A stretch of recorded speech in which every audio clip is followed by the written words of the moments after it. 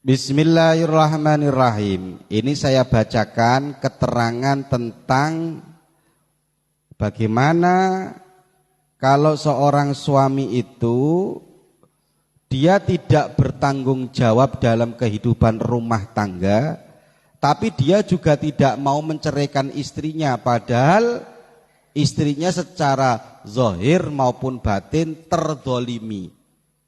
Perempuan itu butuh dua. Satu, butuh kasih sayang, itu namanya nafkah batin. Nomor dua, butuh nafkah zahir. Gak bisa ada orang hanya dikasih kasih sayang, tiap malam dipeluk-peluk, tapi tiap hari tidak dikasih uang sama sekali, ngamuk. Atau dikasih uang tok, tapi tidak dikasih nafkah batin, juga ngamuk. Sama-sama ngamuk. Lah kok ada laki-laki, ini kejadian di mana-mana. Kejadian sekarang ini sering sekali saya. Ada laki-laki enggak bertanggung jawab, dia ngomong sama istrinya, "Kamu tidak akan saya ceraikan, tapi mohon maaf kalau saya suruh ngasih uang kamu saya enggak punya." Loh, ini kan berarti kan sudah dia itu salah. Kemudian gak mau menceraikan istrinya, istrinya ngomong, "Ceraikan saya mas, sampai kapanpun kamu tidak akan saya ceraikan." Loh, bagaimana apa yang dilakukan istri kalau sudah seperti itu? Sementara dia mestinya terzolimi. Sekarang gini, adalah perempuan, tidak dikasih nafkah zahir, tiap hari suruh kerja sendiri, banting tulang sendiri. Ini terus laki-lakinya diem, kan gak kuat juga perempuan. Yang mestinya kerja harusnya laki-laki. Maka bagaimana kalau kejadian seperti ini dikatakan di sini dalam kitab ini, Bugyatul Mustarsyidin, wa yajuzu faskhun nikah min zaujiha. Boleh merusak pernikahan suami istri itu boleh kalau suaminya alasannya satu, i'sar. I'sar itu tidak mampu memberikan nafkah kepada istri selayaknya. Istri butuhnya apa? Makan. Setiap hari butuh berapa? 20.000. Tapi kok si suami hanya berani ngasih 5.000, ini boleh difasakh nikah. Apalagi si suami tidak mau bertanggung jawab.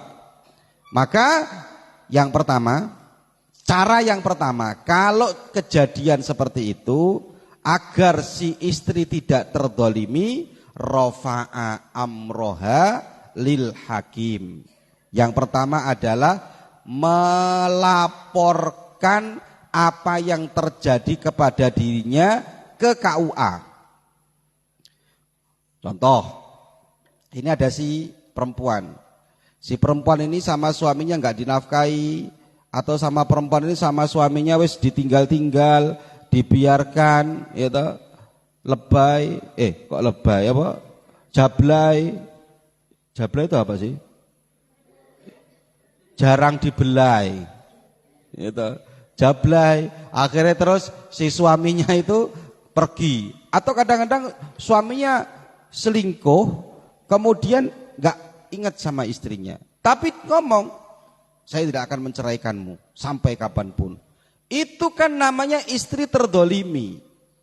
Syariat harus ada ketika dalam kondisi seperti itu, maka si istri laporan ke pengadilan.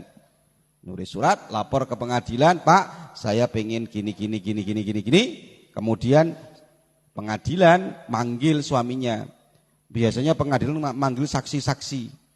Saksi ini, kemudian turunlah saksi, "Betul Pak, ini si suami sudah enggak menafkahi ini." Dipanggil suaminya enggak datang, maka pengadilan langsung memutuskan, "Pernikahanmu saya fasakh," atau "Pernikahanmu saya hentikan, pernikahanmu saya selesaikan."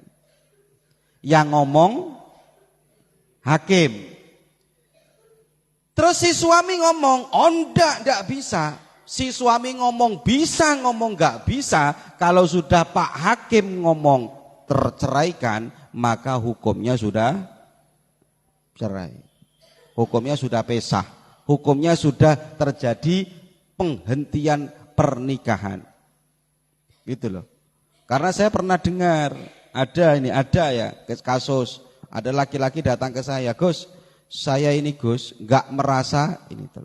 Saya ini Gus nggak merasa menceraikan istri saya. Mas yang besar-besar tolong kamu yang tidur juga dikasih tahu. Mas saya ini nggak pernah, kata Gus, saya ini nggak pernah Gus menceraikan istri saya. Tapi sama pengadilan Gus, dia nikah lagi dapat surat. Ya berarti laki-lakinya yang bodoh.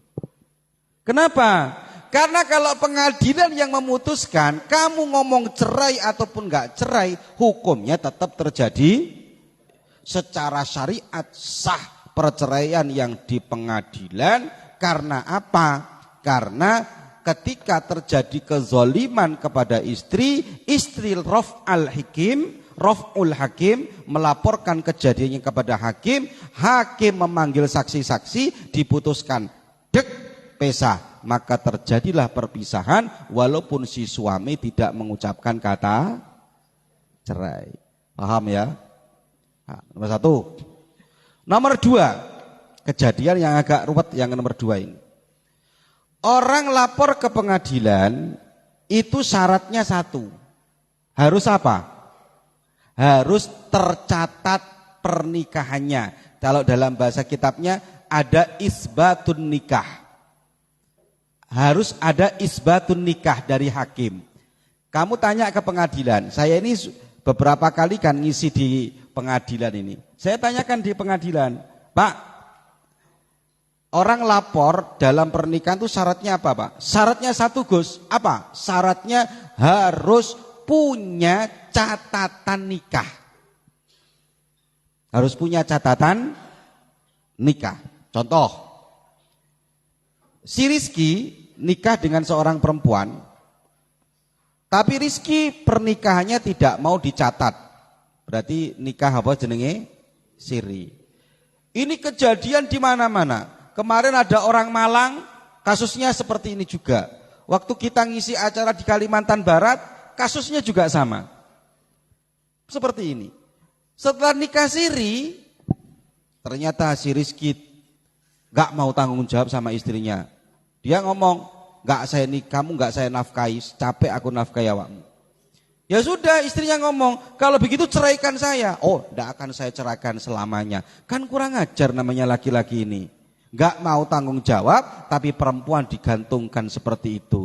Inilah Islam, bagaimana Islam itu ada untuk menyelamatkan seorang perempuan. Hebatnya agama Islam. Akhirnya datang ke hakim, bisa enggak? Datang laporan ke Pak Pengadilan, bisa enggak menurut kamu ini? Bisa apa enggak bisa? Enggak bisa. Syaratnya bisa itu kan harus ada catatan pernikahan. Sementara dia tidak ada catatan pernikahan karena nikahnya nikah. Paham enggak kamu? Kalau kasus yang pertama bisa. Pernikahan yang sudah legal formal bisa. Sekarang pernikahannya tidak dilegalkan secara formalitas di KUA. Mau dilaporkan gimana? Pengadilan yang ngomong, Pak saya lapor Pak, saya nggak dinafkahi. Loh surat kamu mana? Nggak ada Pak. Lah nggak bisa. Pengadilan hanya menerima pernikahan yang ada suratnya. Kalau nggak ada suratnya berarti nggak bisa. Lah terus sekarang kalau nggak ada suratnya, si suami nggak bisa menceraikan, sementara pengadilan KUA juga tidak bisa menceraikan. Siapa yang menceraikan? Maka wa fasakhal muhakkam. Maka yang mengfasah, ini urutan yang kedua adalah muhakkam. Ini urut-urutannya. Ini tulisan. Siapa muhakkam? Muhakkam itu adalah si perempuan yang terzolimi tadi mengangkat orang adil betul orangnya baik, mengangkat orang adil, alim dalam hal pernikahan dan lain sebagainya, kemudian dia melaporkan apa yang dia alami dan menunjukkan orang alim itu ditunjuk sebagai jadi hakim atau jadi muhakkam. Ini kejadian di daerah Malang. Betul ini, ke saya ini. Ya kalau ke saya ini. Dia ngomong, saya ini Gus dijadikan istri oleh bos saya. Bos. Tapi bos saya akhir-akhir nggak mau tanggung jawab ngasih nafkah. Nah, terus kemudian setelah itu saya minta cerai, bos saya ngomong, kamu nggak akan saya ceraikan. Akhirnya dia pulang ke Probolinggo. Pulang di Probolinggo, bertahun-tahun minta cerai nggak diceraikan. Gimana ini? Maka dia datang ke seorang ulama. Ulama itu namanya muhak. Jadi ada bedanya antara hakim dan muhakam. Datang ke ulama, setelah datang ke ulama menceritakan, kemudian ulama dia mengomong, ya sudah pernikahanmu saya hentikan, saya fasakh dengan suami kamu yang namanya ini.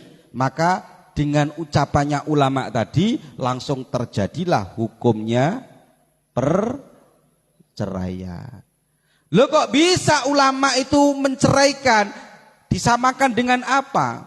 Disamakan ketika proses pernikahan. Dalam proses pernikahan ada namanya hakim, ada namanya muhakam. Kamu loh kemarin yang ngaji loh, urut-urutannya wali itu ada hakim, ada muhakam. Kalau hakim itu secara legal formal dia pimpinan. Tapi kalau muhakam itu ulama, kiai yang punya keilmuan mumpuni dalam bidangnya. Kalau sekarang kita membicarakan nikah ya berarti dia mumpuni dalam bidang pernikahan.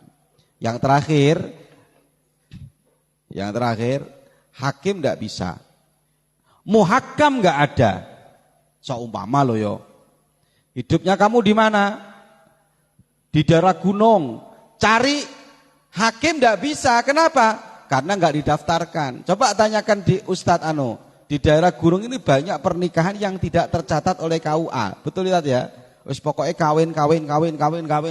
Karena di sana umur 16 tahun kawin, umur 13 tahun kawin. Iya. Oh, kayak siapa namanya Adit ini, oh sudah punya anak di sana. Ya. Apalagi Ropik sudah punya cucu.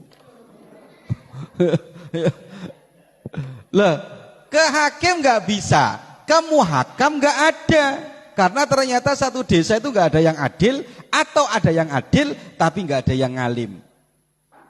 Cari, muhakam kan syaratnya berat ya, harus alim dalam bidang nikah dan hal-hal yang berhubungan dengan nikah, tolak, li'an, raj'i dan lain sebagainya. Maka kalau nggak ketemu di sini dikatakan fa in faqadatil hakim awil muhakam. Kalau nggak ada hakim, nggak nemu hakim, awil muhakam atau muhakam juga nggak ada. Au ajazat anirof'i ilaihi, atau dia lemah untuk tidak melaporkan kasusnya kepada dua-duanya. Seperti kasus tadi itu, dia nikahnya tidak tercatat, tidak terisbat. Maka atau di sini ka'an qala la afsahu illa bimalin, atau hakimnya ngomong, hakim kurang ajar ini berarti. Ngomong, oke, kamu kalau laporan sama saya terima, saya ceraikan, tapi saya mengfasah kamu harus bayar kepada saya. La afsahu illa bimalin. Hakimnya ngomong, saya mau menceraikan kur PC. Apa namanya? Suap. Kamu bayar, maka ini berarti hakimnya sudah nggak bisa diterima. Gimana kalau hakim nggak bisa, muhakam nggak ada untuk menyelamatkan perempuan tadi itu? Maka dikatakan istaqallat bil faskhi lid darurat, maka dia bisa merusak nikahnya sendiri. Masya Allah, bisa merusak nikahnya sendiri. Dalam rangka apa ini dilakukan? Dalam rangka menyelamatkan hak seorang perempuan. Inilah Islam. Islam itu akan hadir ketika seorang perempuan betul-betul ngangkat perempuan. Memang cerai itu haknya suami, tapi seorang perempuan juga bisa menceraikan dirinya sendiri ketika dalam kondisi darurat. Gimana caranya? Caranya begini. Ke hakim nggak bisa, muhakam nggak ada. Cari muhakam nggak nemu, ke hakim nggak bisa. Karena dua-duanya sudah nggak ada. Gimana caranya? Maka dia ngomong, fasakhtu nikahi an zauji. Fasakhtu nikahi an zauji. Ya Allah, saya saya merusak nikahku ini, atau saya menfasah nikahku ini daripada suamiku. Saya memutus pernikahan ini daripada suamiku. Maka langsung pernikahannya selesai. Pernikahannya langsung apa? Selesai. Dan dia boleh nikah lagi, tapi harus melalui proses masa iddah. Contoh tadi itu, kalau semua dari atas tadi 3 itu, dari hakim, dari muhakam, dari dirinya sendiri diketok, sudah selesai pernikahanmu, tek. Boleh enggak dia langsung nikah lagi? Enggak boleh, nunggu iddahnya selesai ketok itu loh ya, ketok tek, atau dia selesai ngomong saya merusak nikahku sendiri, maka dari situ dihitung 3 bulan lah kurang lebih. 3 kali suci, suci, head, salah satu kuruk. Setelah 3 kali suci baru dia boleh untuk menikah lagi. Jadi ada tetap masa iddah, bukan terus saya rusak pernikahan kamu sekarang, tek, wis kawin. Enggak. Ini jenenge wong wedok sing keburu kawin lah iki. Tetap ada masa iddah, setelah ketok palu itu dia baru boleh untuk melakukan apa? Pernikahan. Lah ini dilakukan semuanya dalam rangka menjaga hak dan martabat seorang perempuan. Perempuan dijaga hak dan martabatnya. Alasannya apa? Karena tidak boleh menyakiti seorang perempuan. Kalau zaman jahiliyah perempuan gak ada harganya, tapi setelah agama Islam sampai diatur kalau kamu suami kamu gak adil, laporkan ke hakim. Hakim gak bisa, laporkan ke muhakam. Muhakam gak bisa selesai lagi, kamu sendiri yang melakukan istaqallat binafsiha. Lah ini yang paling penting dijaga. Gimana Islam itu mengangkat seorang perempuan. Al-Fatihah.